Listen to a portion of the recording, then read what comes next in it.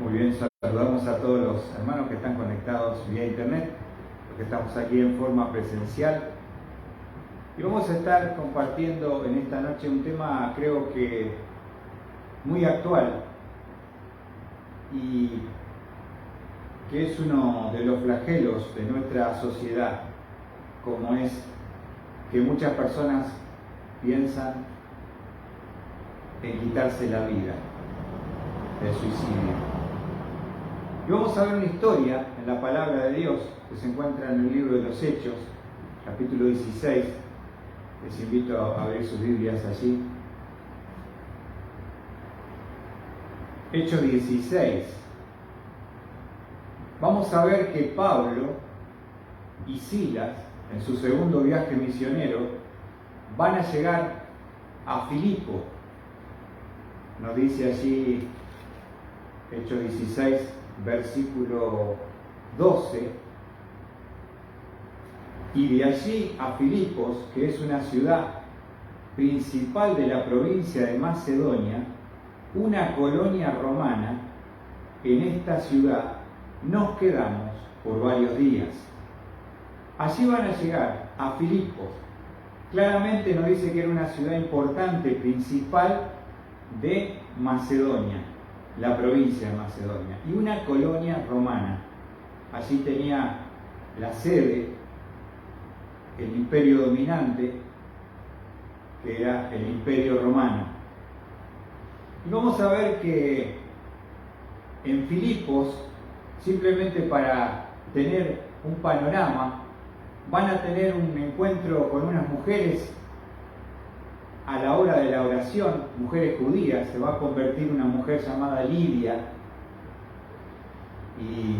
y va a ser una mujer fiel, donde Pablo después también se va a quedar y hospedar.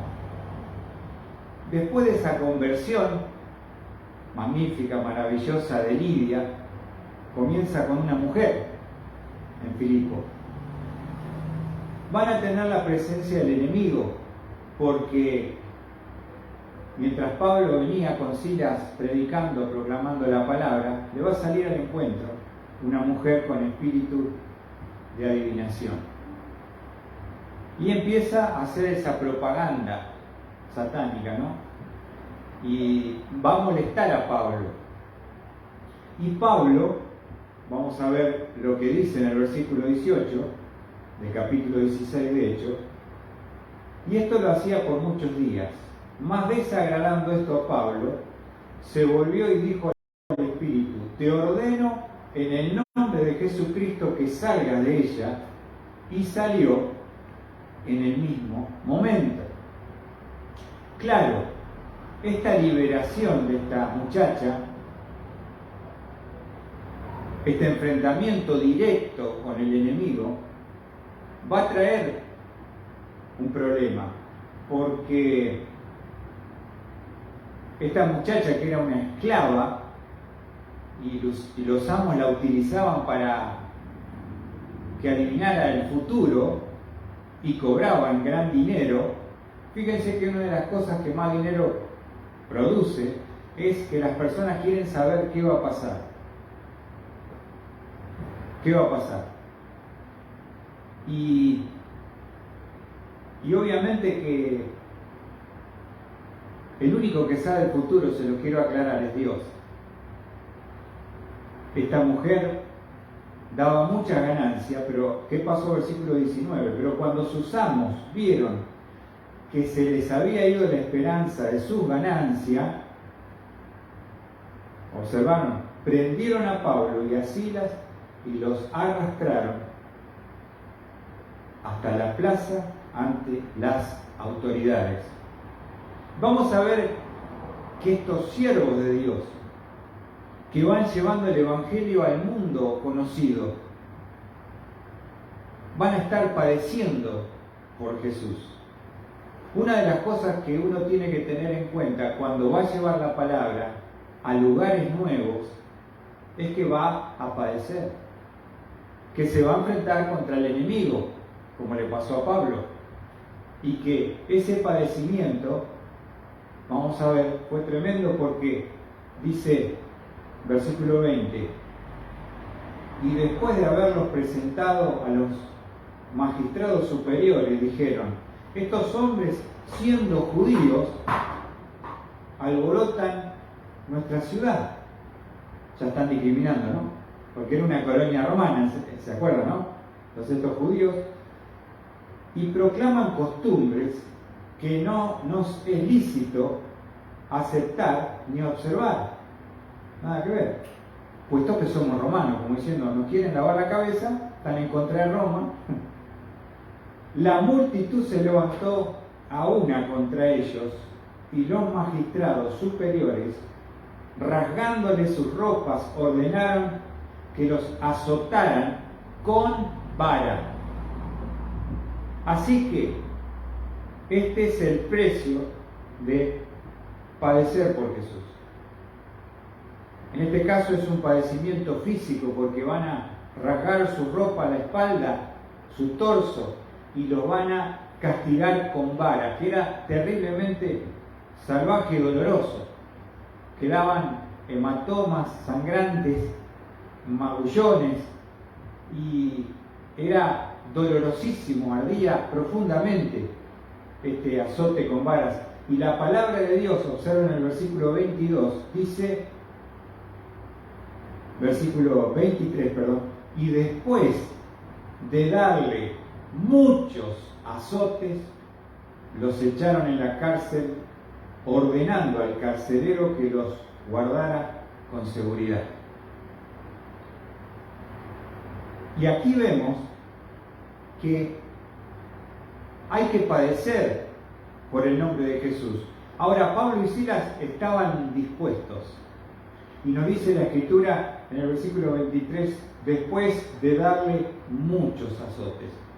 No sé si cuando eras chico alguna vez te dieron con una vara de sauce, tus padres como disciplina, pero sabés que arde, que duele, y que esto era un castigo romano, o sea que no era un juego. Lo molieron a palos, sin haberlos juzgados, ni haberlos escuchado. Y acá quiero detenerme. Los padecimientos por Jesús. No dice la palabra de Dios que fueron azotados con varas. Y esto era uno de los castigos romanos. Los romanos tenían dos tipos de azote. Con varas y con el flagellum, que fue el que usaron contra Cristo, que era aquel látigo con 7 correas de cuero y en la punta un elemento cortante que golpeaba y arrancaba los pedazos de la piel. Eso fue el látigo contra Cristo. Pero esta también era otra forma de los romanos, algo un poquito menos, por supuesto, pero dolorosísimo, es el castigo con vara.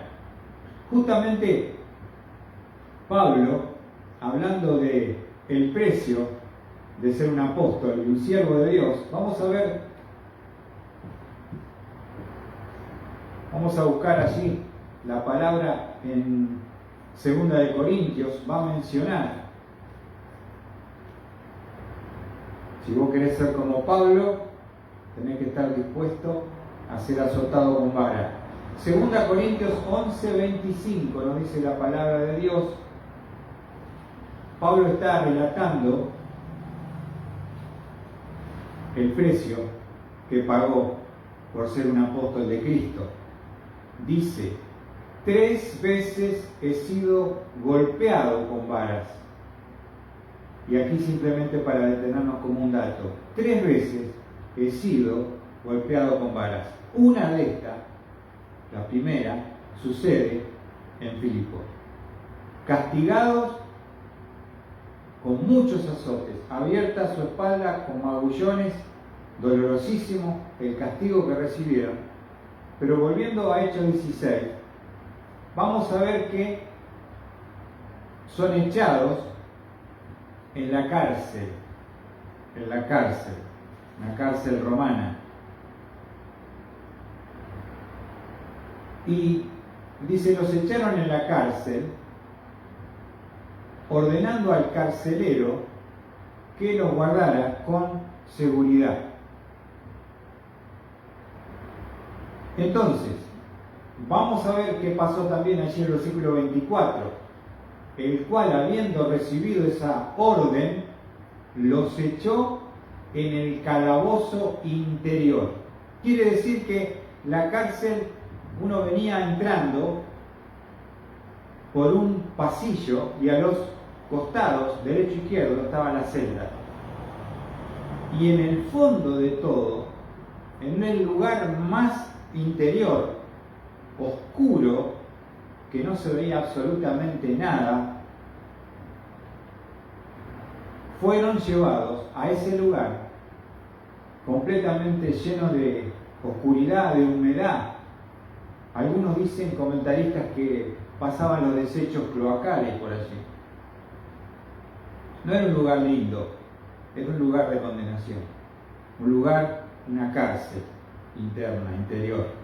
Pero también nos dice la palabra de Dios en el versículo 24, el cual, habiendo recibido esta orden, los echó en el calabozo interior, observen, y les aseguró los pies en el cepo. El cepo era una especie de tronco que tenía el formato, digamos, en semicírculo redondo. Una parte inferior se colocaban los pies y arriba se le ponía la otra parte. Entonces vos tenías con el cepo puesto en los pies y asegurado, no te podías mover, no podías correr, no podías caminar, no podías moverte. Encadenado en los brazos a la pared y con cepo en los pies. Este era el cuadro, padeciendo por Jesús.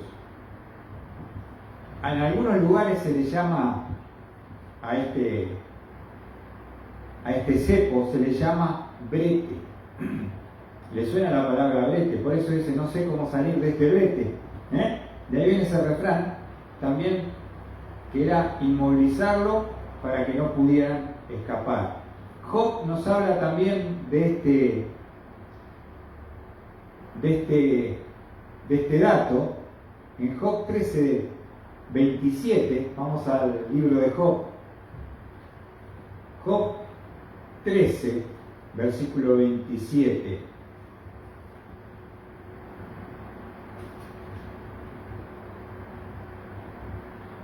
También menciona el cepo. Dice Job 13:27, pones mis pies en el cepo y vigilas todas mis sendas, pones límite a las plantas de los pies, como un control ejercido de parte de Dios. Y ahí lo dice, porque mire si el antiguo, ¿no? El libro más antiguo se cree que es Job. Pones mis pies en el cepo, como tenía Pablo, como lo tenía Silas. Ahora, volviendo a Hechos 16, padeciendo por Jesús, vamos a encontrar que el que estaba encargado de la cárcel y los presos es el carcelero. Él simplemente recibe las órdenes de su capitán y cumplió con lo que le había pedido. Ahora, vamos a ver el poder del Espíritu Santo en la vida de Pablo y Silas, porque después de haber un poquito estudiado lo que padecieron estos hombres, habiendo sido rasgados sus ropas, sus torsos al descubierto, azotados con vara después de haberlo golpeado mucho, sin haberlo juzgado ni haberse podido defender, los llevaron a la cárcel interior de más adentro, donde no se veía absolutamente nada, con cadenas y los cepos a los pies. Y yo estaba sacando un cálculo más o menos, que ellos estuvieron más o menos 6 horas allí, hasta lo que vamos a leer ahora. Vos ponete en el lugar, tenés las heridas abiertas, no podés tocar la espalda por el dolor, los magullones, el ardor, la sangre que está ahí en la espalda. un dolor terrible. ¿Qué diríamos nosotros? ¿Cuál sería nuestra reacción y respuesta ante una paliza injusta y estar presos en un lugar oscuro, encadenado y con cepo? ¿Qué te parece? Podríamos decir, gloria a Dios, qué bendición, qué bendición. Pero vamos a ver el poder del Espíritu Santo en la vida de Pablo y Silas. Estamos en Hechos 16. Y cantaban himnos a Dios y los presos. Ahora yo te pregunto, ¿cómo es que estos hombres, después de haber sido molidos a palo, encarcelados injustamente en una cárcel interior, la peor que había, pueden responder y reaccionar de esta manera? ¿De qué manera? Oraban. Estaban orando. Estaban no solo orando, estaban cantando himnos. ¿Qué te parece, Mariana? ¿Cómo se puede responder de esta manera? ¿Cómo se puede reaccionar sin amargura, sin frustración, sin ira y enojo contra un acto injusto del poder de Roma? Porque hay un poder mayor, el poder del Espíritu Santo, que estos hombres estaban llenos de la presencia de Dios, del Espíritu Santo, y por eso podían orar en vez de quejarse. Oraban a Dios y cantaban himnos, seguramente himnos de los salmos. Ahora, qué tremendo, porque están dando un público testimonio, porque dice que los presos los oían los presos, pero también los oía el carcelero, porque se escuchaba, estando en el pasillo del fondo, el sonido por el pasillo que va hacia afuera, ¿se entiende? Como un eco, se podían escuchar estos himnos y oraciones. Claramente los presos podían escuchar lo que ellos estaban cantando, lo que ellos estaban orando, y estaban impactados, estaban impresionados. Y muchas veces Dios permite el sufrimiento y padecimiento en los creyentes, no para que respondamos como el mundo, amargados, quejados, quejándonos, airados contra Dios, no creyendo que uno merece lo que está padeciendo, sino que es una oportunidad en la más oscura noche, a las 12 más exactamente, de brillar para Jesús y mostrar la presencia de Dios. En ese lugar horrible de una cárcel donde había delincuencia, presos de toda calaña, ellos están cantando, ellos están orando. Fíjense lo que dice el Salmo 22, versículo 3. Obviamente, ¿cómo se puede responder de esta manera? Humanamente es imposible, pero si tenemos el Espíritu Santo y estamos llenos de su Espíritu, podemos brillar en medio de la oscuridad más lúgubre que podamos estar atravesando. Fíjense lo que dice el Salmo 22, versículo 3. Sin embargo, tú eres santo, que habitas entre las alabanzas de Israel. Observen, ¿qué dice el Salmo? Tú eres santo, que habitas entre las alabanzas de Israel. Quiere decir que Dios está presente en esa cárcel oscura a medianoche, porque sus hijos siervos están cantando himnos a su Dios, cantando, engrandeciendo, alabando.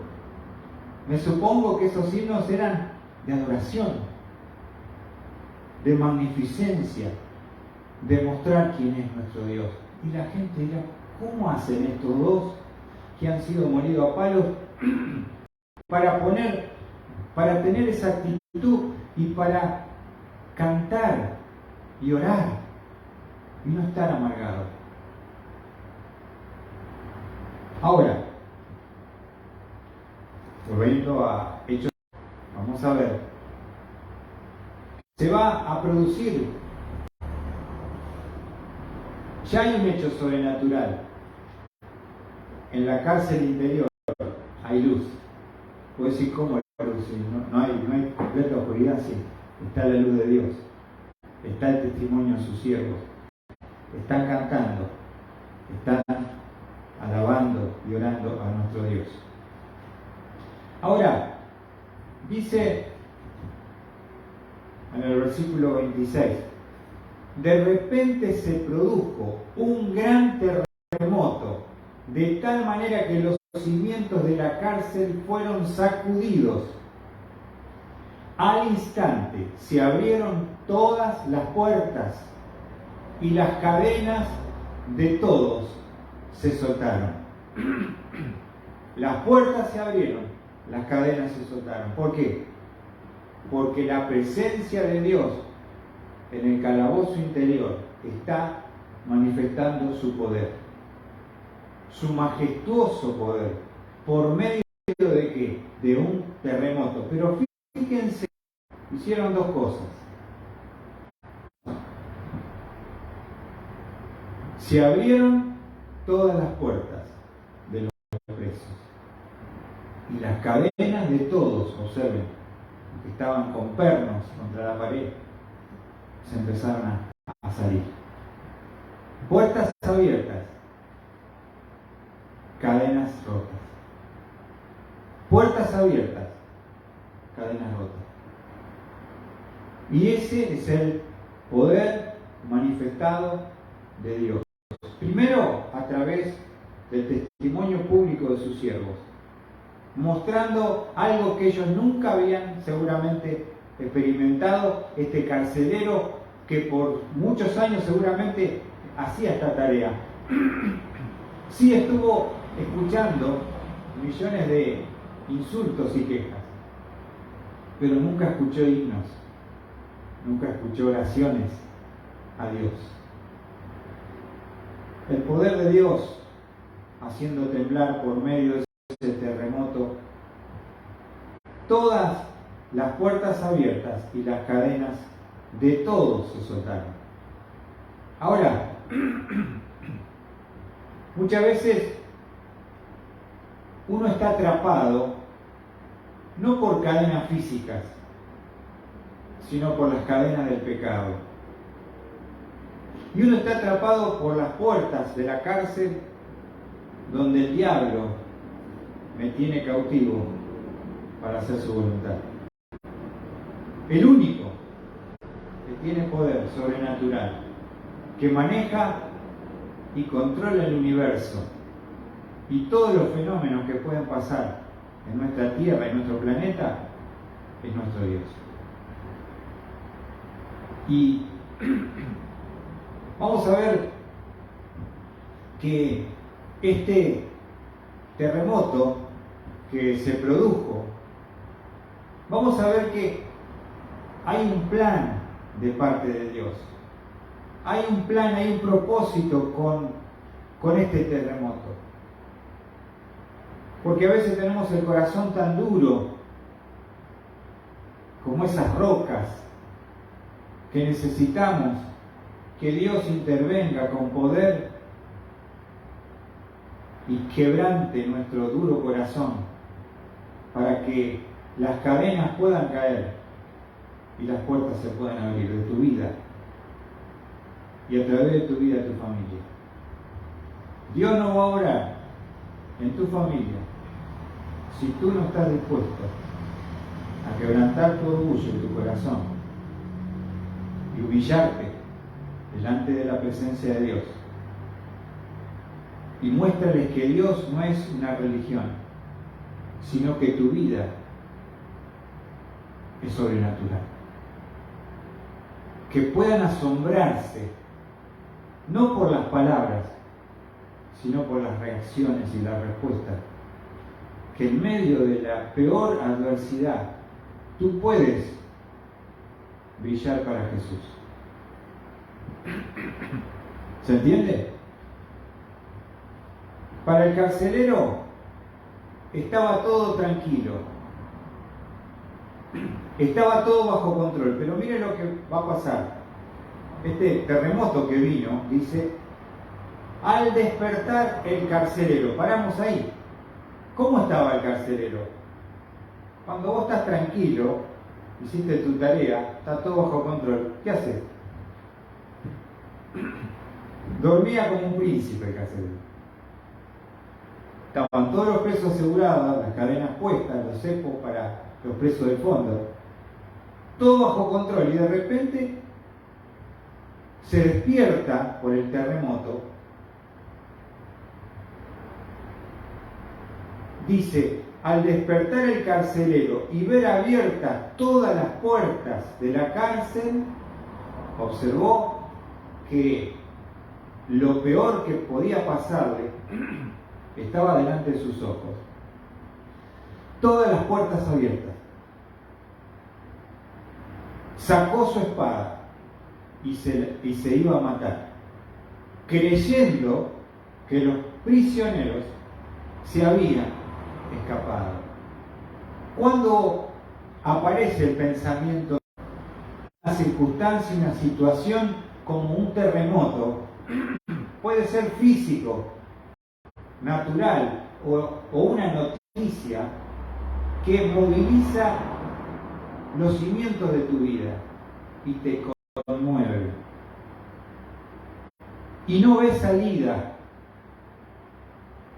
Y crees que este es el fin, como lo creía el carcelero de Filipo. ¿Se entiende? Ahí lo dice. Despertó, estaba durmiendo, vio abiertas todas las puertas de la cárcel. ¿Qué hizo? Sacó su espada y se iba a matar, creyendo que los prisioneros se habían escapado. Tal vez ha llegado un terremoto a tu vida, ha llegado una noticia,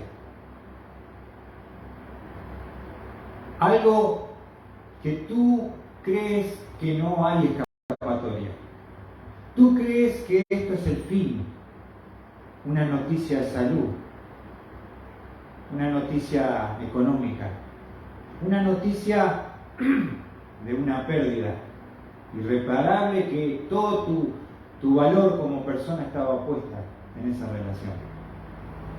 No sé cuál es el terremoto que Dios puede permitir que llegue a tu vida. Porque si no viene esa situación y circunstancia que conmueva los cimientos de tu vida y de tu alma, nunca vas a poder encontrar la verdadera salvación. No sé si en Honduras, donde hay muchísimos terremotos, es normal. En uno de los años fue destruido mucha parte del país. ¿Y saben qué? Con cada terremoto, destrucción y muerte, las iglesias cristianas evangélicas empezaron a llenar. Y la gente empezó a acudir a buscar un poder superior. El avivamiento vino después de los terremotos. ¿Qué te parece? Pero sí, ¿por qué pasa esto? Dios está buscando a un hombre, el carcelero, que está durmiendo, que está su vida tranquila. De repente está todo pata para arriba, está todo dando vuelta. ya no solamente tiene un pensamiento suicida, sino que está para dar el paso de acabar con todo. Porque dice que tomó su espada. Quiero que vos veas que estás en la completa oscuridad, vos ves el pasillo, vos ves la luz de las antorchas y al final estás viendo al carcelero. Ese cuadro lo está contemplando Pablo y Silas. Y cuando uno cree que todo es el fin, que está todo perdido, que no hay salida, estaba mirando algunas estadísticas. El año pasado, en nuestro país, Argentina, hubo más de 3.000 suicidios. 3.000 suicidios el año pasado en Argentina. Y más de 1 millón, escuchá, en el mundo.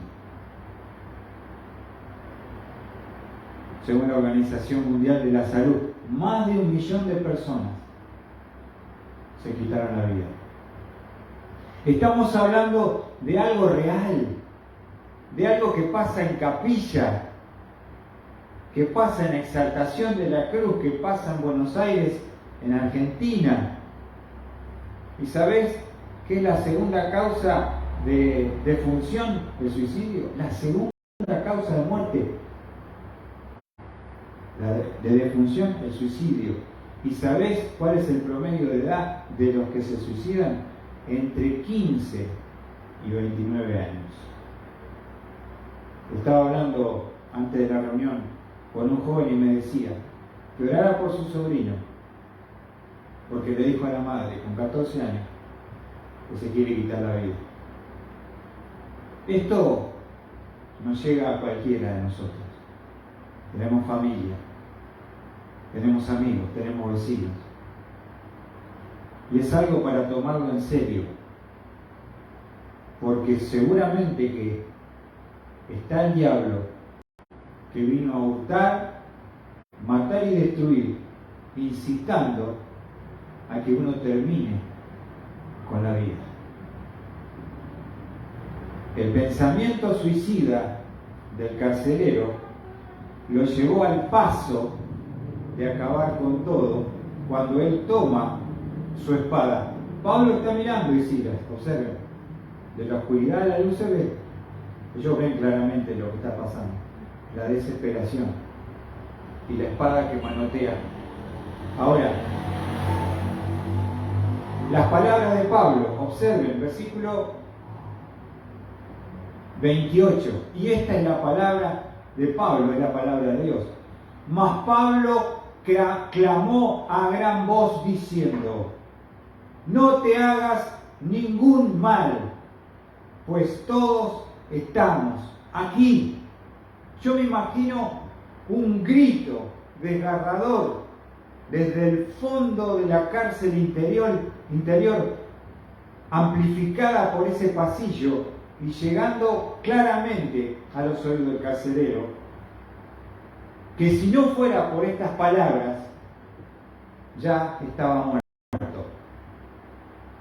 Necesitamos decir que no te quites la vida,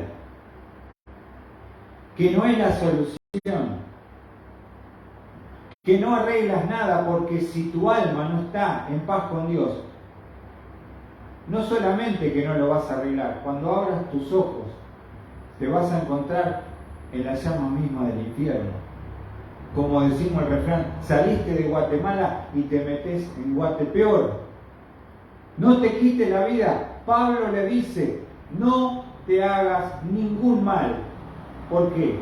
Porque estamos todos aquí. Está todo bajo control, le dice el carcelero. Lo que él creía que iba a pasar, porque cuando uno está en ese estado de estrés y depresión, se imagina cosas que todavía no han pasado o no son reales, porque él dijo: se escaparon todos. Y sabía que él tenía que responder con su vida, porque si no se mataba, le iban a matarlo sus superiores, ¿se entiende? Soldado que fallaba, soldado que moría. Estaba condenado él. Por eso dijo: ya está, con la espada termino. Ahora yo te digo, ¿qué dice Pablo? ¿Qué dice Dios? No te quites la vida. Escucha la palabra. No te hagas ningún mal. Todos estamos aquí. Nadie se ha movido. Están todos conmovidos, temblando. ¿Sabes por qué? Porque acaban de escuchar que un Dios se manifestó en la cárcel interior por medio de alabanzas, por medio de oraciones. La luz de Dios iluminó aquel tenebre y lúgubre lugar, la presencia de Dios. Y eso es lo que necesitamos escuchar esta noche. No te quites la vida. Dice que la vida y la muerte están en poder de la lengua. Y acá Pablo está usando el poder como siervo para impedir un suicidio. Estamos todos aquí, está todo bajo control. No te equivoques, no tomes la decisión. No estás listo para enfrentar la eternidad. Ahora, es tremenda esta porción, porque después de escuchar estas palabras de Pablo, miren lo que era el lugar, porque dice versículo 29, entonces, está hablando del carcelero, él pidió luz, no se veía nada, y se precipitó adentro, y miren cómo estaba, temblando, se postró ante Pablo y Silas, temblando, conmovido por lo que había escuchado, las alabanzas, las oraciones y el terremoto, y el milagro de que increíblemente ninguno escapó, que están todos ahí quietitos. Pero miren, cómo les llegó al corazón las oraciones y los himnos que dice el carcelero. Fíjense, temblando se postró ante Pablo y Silas, cayó a los pies de aquellos dos condenados y después de sacarlos dijo, señores, observen, señores, ¿qué debo hacer para ser salvo? ¿Cómo entendió la fragilidad de la vida? ¿Cómo entendió a través de lo que escuchó que él no era salvo? Que él no estaba preparado para partir más allá. Y que era una oportunidad que Dios le estaba dando a ese hombre, al carcelero, que va a ser la pregunta trascendental de tu vida. ¿Qué debo hacer para ser salvo? Preparado, postrado, temblando, listo para lo que le digan, él lo va a hacer. Porque le acaban de salvar la vida físicamente, pero ahora necesita salvar su alma. ¿Se entiende? Y los que pueden ayudarle son estos señores. Ahora son señores. Antes eran delincuentes. Ahora, señores, postrados ante sus pies. ¿Qué debo hacer para ser salvo? ¿Cuántos testimonios a veces hay, no? De personas que estaban tomando esta decisión y escucharon una radio, escucharon una voz, leyeron algo se presentó y conocieron la salvación. Miren, la pregunta trascendental del carcelero. Señores, ¿qué debo hacer para ser salvo? Ahora, versículo 31. Ellos respondieron, cree en el Señor Jesús y serás salvo, tú y toda tu casa. ¿Qué le dice Pablo? Haz buenas obras. No. Camina a Luján. No. ayuda a los pobres, no. Da comida, ropa, no. Ve a la iglesia católica, evangélica, testigo de Jehová, no. Cree en el Señor Jesucristo y serás salvo. ¿Sabe por qué? Porque Jesucristo es el único que murió en una cruz por tus pecados, que pagó tu deuda, que ocupó tu lugar, que derramó su sangre. Y esa sangre es la que puede limpiar tu corazón de toda inmundicia y pecado. Cree en el Señor Jesucristo y serás salvo. Creer es confiar con toda tu alma, no es una mera creencia. Deposita la eternidad de tu alma en la obra de Jesús. Eso te dice. Cree, confía en el Señor Jesucristo y serás salvo, tú y tu casa. Esta expresión, quiero aclarar, está relatando un libro histórico, lo que pasó. Pero esta promesa o esta profecía que Pablo le da es al carcelero. No es algo que está en las epístolas como una promesa directa para mí.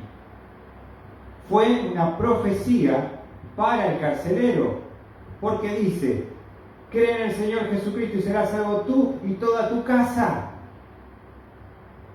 Pablo podía, por el Espíritu, tal vez saber que no solamente había un carcelero perdido, había una familia que él tenía, que necesitaba de Jesús, porque dice: y le hablaron la palabra del Señor a él y a todos los que estaban en su casa. No sabemos cuántos eran. Si eran 10, si eran 15, si eran 20, si eran 30. Ahora fíjate. Y les hablaron la palabra del Señor a él y a todos los que estaban en su casa. Ahora fíjate las evidencias de la salvación del carcelero, porque dice: y él tomó en aquella misma hora de la noche, acordate que había pasado las 12, primero le lavó las heridas. Lo que otro romano hizo, este romano arrepentido lavó las heridas, sacó la sangre, le hizo para que se sintieran mejor. En primer lugar. En segundo lugar, dice, le lavó las heridas, enseguida fue bautizado, mirá, recién convertido, él y todos los suyos. ¿Ven? Ahí se cumplió. En el carcelero, literal y cabalmente, la profecía de Pablo. Y ahí se convirtieron todos. Miren lo que dice, versículo 34. Evidencia su salvación, llevándolos a su hogar. Este romano hospedando a 2 judíos desconocidos que ahora son sus hermanos. Los llevó, los hospedó en su hogar. Escuchad, les dio de comer, porque hacía más de 7, 8 horas que no probaban un bocado aparte de la paliza. Los curó las heridas, les dio de comer, los recibió en su casa. Escuchá bien. Y de la desesperación que tenía cuando iba a tomar la espada, la perturbación de su alma cuando se iba a suicidar, mirá cómo se convirtió, dice: y se regocijó grandemente por haber creído en Dios con todos los suyos. Gozo, gozo, gozo tiene el carcelero, no solamente porque él encontró la salvación de su alma, sino toda su familia de una sola vez, en un acto maravilloso y milagroso. Sabe que toda su familia le pertenecen a Jesús. Son salvos, salvos por pura gracia. Y aquí es este el mensaje glorioso que yo te quiero compartir en esta noche. No te quites la vida, porque esa situación que está pasando tiene un propósito. no es para llevarte a la muerte y a la autodestrucción, es para llevarte a la vida. Es para que tú seas quebrantado en tu corazón, tus cimientos, y puedas darte cuenta que estás perdido en la vida y perdido en la eternidad. Pero cree en el Señor Jesucristo y serás salvo. Confía en su sacrificio en la cruz por ti. Y tu vida va a ser transformada. Vas a sentir gozo como sintió el carcelero se regocijó grandemente por haber creído en Dios. Y te quiero decir, si tú eres creyente, ahora tienes que traer a tu familia. No puedes gozarte si tus hijos, si tus hermanos, si tus padres se van al infierno. Tú tienes que traerlos a este lugar para que conozcan a Jesús. Si no vienen y son expuestos ante el Evangelio, ¿cómo se van a convertir? ¿Se entiende eso? Para eso estamos. ¿Para qué estamos si no? Para que nuestra familia conozca a Jesús. Pero nosotros primeramente tenemos que demostrar que Jesucristo no son solo palabras. Jesucristo es poder. Que puedan ver algo sobrenatural en nuestra vida. No humanidad, sino la deidad de Cristo en ti. Dios va a probarte, Dios va a humillarte, Dios va a llevarte a un hospital, a una enfermedad. No sabemos, pero sí sabemos que si te lleva a ese lugar, como lo llevó a Pablo y a Silas a la cárcel, fue para que las cadenas se caigan, las puertas se abran, las almas se salvan. ¿Qué te parece? Es ver más allá de mí mismo y mi egoísmo y mi carnalidad y mi mundanalidad. Entender que estamos acá con un propósito eterno. Que mis amigos, que mis vecinos, que este pueblo conozcan a Jesús. Pero para que crean en Él, mostrarles en una circunstancia de padecimiento, de dolor, de pérdida, brilla para Jesús. Y la gente va a venir sola y te va a decir, che, ¿qué tenés? ¿Cómo haces para responder de esa manera? Tengo a Jesús. Él está en mi corazón. Él me sustenta, Él me sostiene en esta hora de pérdida, de dolor. Para ganar a muchos, para Cristo.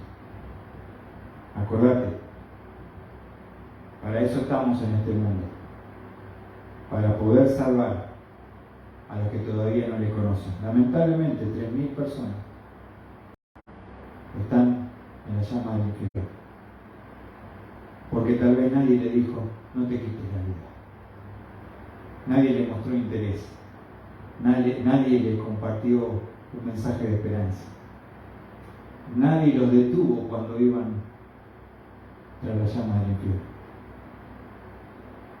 Lo que hizo Pablo es lo que nosotros tenemos que hacer. El 10 de septiembre se celebra en nuestro país justamente el Día de la Prevención para evitar los suicidios. 10 de septiembre. Tratando de hacer algo para que alguien no tome una decisión que le va a costar la eternidad en el infierno. Es nuestra responsabilidad hablar, mostrar a Jesús y hablar de Él. Que Dios bendiga su palabra y que puedas, si Dios te habló a través de este mensaje y has pensado como el carcelero en algún momento, terminar todo, no te quites la vida. Cree en el Señor Jesucristo y serás salvo. Que Dios le bendiga, mis amados hermanos.